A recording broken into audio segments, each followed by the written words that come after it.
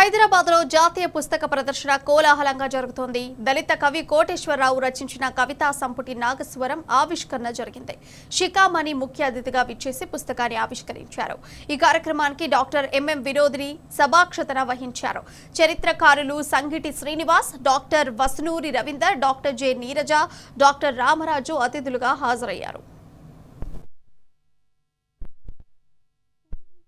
ప్రణవనాదాలెన్ని ప్రతిధ్వనించిన ఆదిమస్వరం నాదే.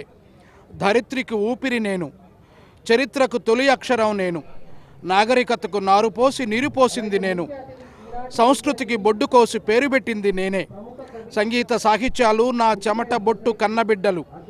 దురహంకారాన్ని శ్వాసిస్తూ దొడ్డిదారిలో నా దేశంలోకి చొరబడ్డ ఆర్య ఖడ్గాలు నా గొంతు కోయాలని ఘోషించాయి.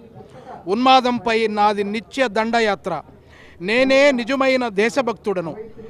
నాగజాతి రక్త సంతకాన్ని నేను, ధమ్మపద బాటసారిని నేను, సత్యజ్యోతి కిరణాన్ని నేను భీమ పతాకాన్ని.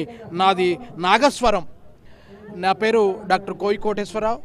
నాగస్వరం అనే వచన కవిత సంపుటిని ఇవాళ హైదరాబాద్ బుక్ ఫెయిర్లో ఆవిష్కరించుకున్నాం. ఆచార్య శిఖామణి గారు పుస్తకాన్ని ఆవిష్కరించారు. ఆచార్య ఎంఎం వినోదిని సభకు అధ్యక్షత వహించారు. అలాగే డాక్టర్ సంగిశెట్టి శ్రీనివాస్ గారు, డాక్టర్ పస్నూర్ రవీంద్ర గారు, యాకూబ్ గారు, డాక్టర్ నీరజ గారు, డాక్టర్ నక్కా విజయరామరాజు గారు ఈ సభలో ఆత్మీయ అతిథులుగా వక్తలుగా పాల్గొన్నారు.